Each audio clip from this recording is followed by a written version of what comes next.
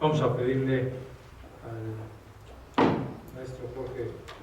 Calderón Salazar nos haga el favor de continuar con un trabajo, espero que no equivocarme en el título, que es 20 años de Telecán, su impacto en la creciente vulnerabilidad externa de la economía mexicana. Adelante.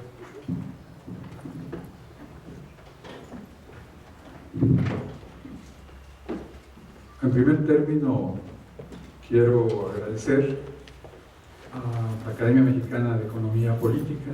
nuestra academia, mi academia, a su presidenta Marina Correa, la invitación a ser ponente en este coloquio de primavera. Y es particularmente satisfactorio el que comparta esta mesa redonda con economistas a quienes tengo una gran estimación y respeto, como es Rolando Cordera, Jorge Eduardo Navarrete y Antonio Gasol, y que tenga yo la posibilidad de exponer algunas ideas ante este distinguido grupo de economistas e investigadores, precisamente todos ustedes. Debo precisar que algunas de las tesis centrales que voy a exponer brevemente sobre 20 años del Tratado de Libre Comercio de América del Norte y su impacto en la creciente vulnerabilidad externa de la economía mexicana, están vinculadas a mi tesis de doctorado en Ciencias Sociales con especialidad en Relaciones Internacionales, que en fecha reciente presenté en examen de grado en la Universidad Autónoma Metropolitana. De hecho, aquí está uno de los integrantes del jurado, el doctor Alejandro Álvarez, y están dos integrantes de la Academia Mexicana de Economía Política que conocieron una versión preliminar de esta investigación, Eugenia Correa y Federico Novelo. Obviamente, aunque se inspira mi investigación en las aportaciones de numerosos autores, entre ellos de quienes fueron antes y después integrantes del jurado, diré lo que es habitual, pero es necesario exponerlo, de que toda la responsabilidad de lo que expongo es propia, independientemente de las fuentes, opiniones que expongo a continuación. Y aprovecho para también decir en unos cuantos segundos que, habiendo superado ciertas situaciones de carácter personal y de salud y otros factores que motivaron que no estuviera presente en numerosas de las actividades de la Academia Mexicana de Economía Política, creo estar ya en condiciones, por varios factores, de reincorporarme a una participación más activa en esta academia. Entro en materia.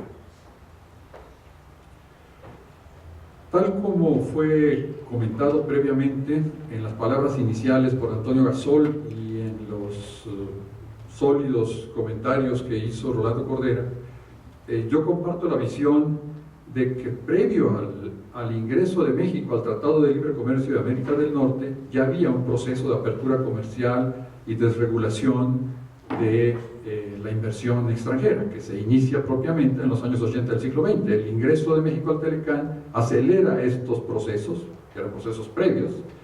y acelera la transnacionalización de la economía mexicana, y ya existía una vulnerabilidad. La idea central que quiero exponer es que esta vulnerabilidad se incrementa, y los desequilibrios de balanza de pagos y la forma que brevemente quiero comentar en que han sido resueltos estos desequilibrios son testimonio de ello. Uno de los elementos que quiero destacar, sin entrar en el examen de fondo de los temas de globalización, es que la desaparición de la Unión Soviética y la ruptura de la bipolaridad que caracteriza varias décadas de la segunda posguerra no crea un espacio libre de confrontación, sino que en estas dinámicas que se inician desde la negociación de la ronda Uruguay del GATT y culmina con la formación de la Organización Mundial de Comercio y los acuerdos de Marrakech que dan pie al Tratado Mundial de Comercio, esta dinámica de multipolaridad económica y de nuevas formas de integración económica mundial se articula con procesos de regionalismo. El Tratado de Libre Comercio de América del Norte es precisamente una expresión de un acuerdo económico regional que en los años 90 y en el siglo XXI adquiere una característica muy dinámica. Una autora anglosajona, Sheila Page, ha hecho un estudio de cómo, precisamente a finales del siglo XX, principios del siglo XXI,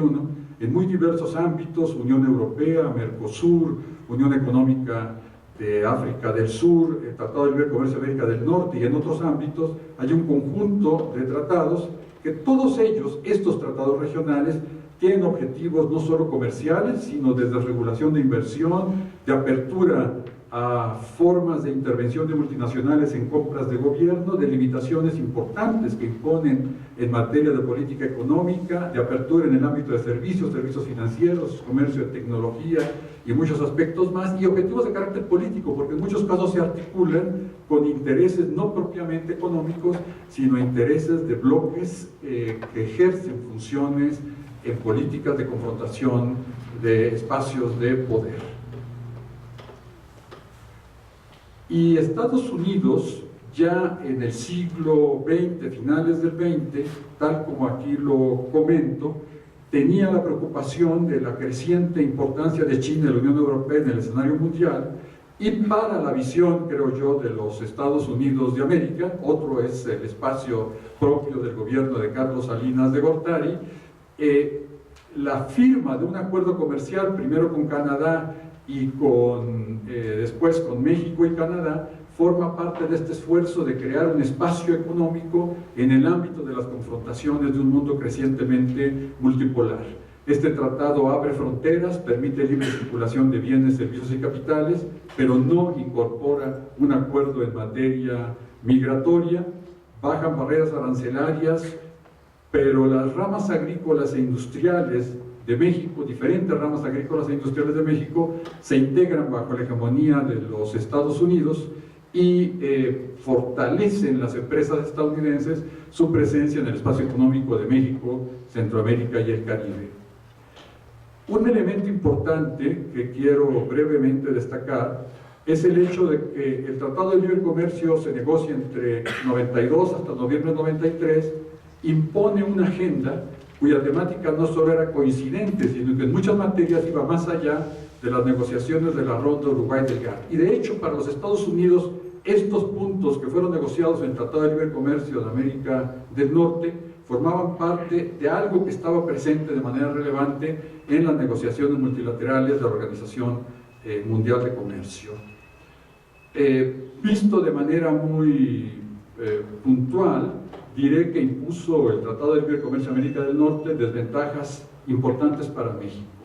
Dejó fuera la negociación del tema de la movilidad de la mano de obra y los derechos humanos, sociales y laborales de los trabajadores migrantes mexicanos y sus familias. Estableció un periodo rápido de desgravación, adicional a la que ya se había establecido, parte unilateral y parte derivada del ingreso de México al GATT. Y uno de los elementos que coincide con enfoques de varios de los estudiosos del Telecán aquí presentes y algo que fue expuesto previamente por Rolando Cordera, es que en el periodo en que era más importante el esfuerzo de inversión en reconversión, reindustrialización y cambio tecnológico, se redujo el financiamiento en México a la reconversión productiva y el cambio tecnológico. Hablo la segunda mitad de los 90 y la primera década del siglo XXI. Se desregula inversión extranjera, elemento que me parece de enorme relevancia, se le da trato como nacional, y una política que había nacido al amparo de la sustitución de importaciones, en donde la distinción entre inversión extranjera e inversión nacional posibilitaba un trato específico a las inversionistas nacionales con estímulos fiscales, con créditos de la banca de desarrollo que permitía vía nacional financiera y otros estímulos el apoyo a estas empresas mexicanas, que en muchos países en vías de desarrollo de América Latina y en otros recientemente independizados de África y de Asia, el trato diferenciado de inversión extranjera y nacional fue un medio para estimular la industrialización endógena en países como India y otros más, en México, en Brasil y otros más, Uno de los elementos más importantes que precisamente, tal como comentaba previamente Armando Cordera, entre otros casos, limita la capacidad de instrumentar políticas económicas flexibles en México es que se otorga trato nacional a las empresas de Estados Unidos y Canadá. Se limita, esto va unido a un elemento que después expondré, si el tiempo me lo permite, que es la eliminación de los requisitos de desempeño, que fue parte de la también columna vertebral de la industrialización por sustitución de importaciones al establecer reglas a empresas extranjeras en materia de equilibrio de su balanza comercial y uso de insumos de empresas establecidas en el territorio mexicano y otros elementos adicionales. Esto acelera, vinculada a decisiones de política económica, la desnacionalización del aparato productivo mexicano. Se vincula, aunque no es el elemento único, pero se vincula a dos crisis económicas, la de 94-95 y la de 2008, y los efectos de estas dos crisis,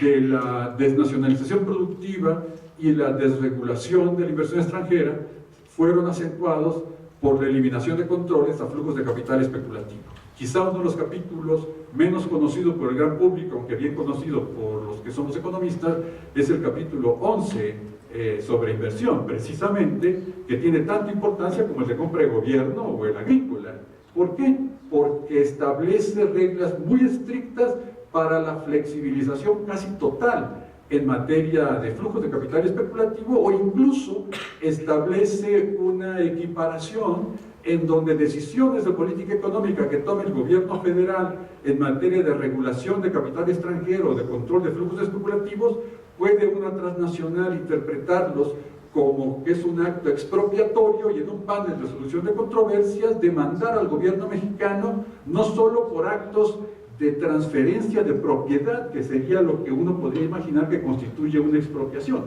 sino por decisiones de política económica. No tengo tiempo de analizar el caso de esta empresa de desechos tóxicos que estableció un lugar para vertedero en San Luis Potosí, Metalclad, que los gobiernos locales prohibieron el establecimiento de esa planta de desechos tóxicos, y después de muchos años de controversia, el gobierno mexicano perdió este juicio y tuvo que dar una muy generosa indemnización, quizá muy superior a los activos de esa empresa, a cambio de esa decisión que en materia de política ambiental tomó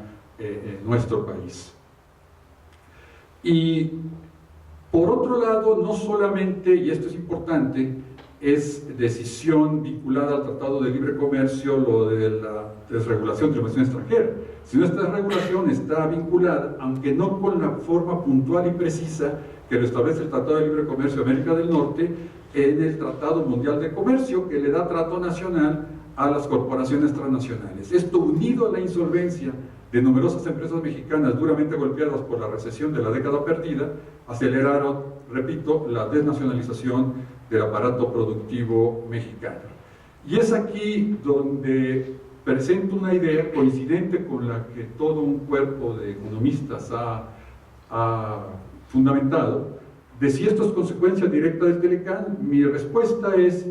afirmativa, sí está vinculado al Telecán, pero visto desde una perspectiva de conjunto, considero que es en gran medida consecuencia de la política económica instrumentada durante los años de vigencia del tratado. Es más, de manera compleja podría afirmarse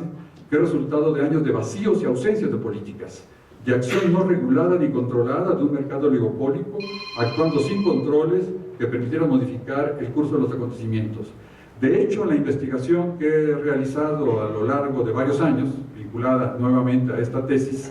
llegué a una conclusión que va precisamente en esta dirección,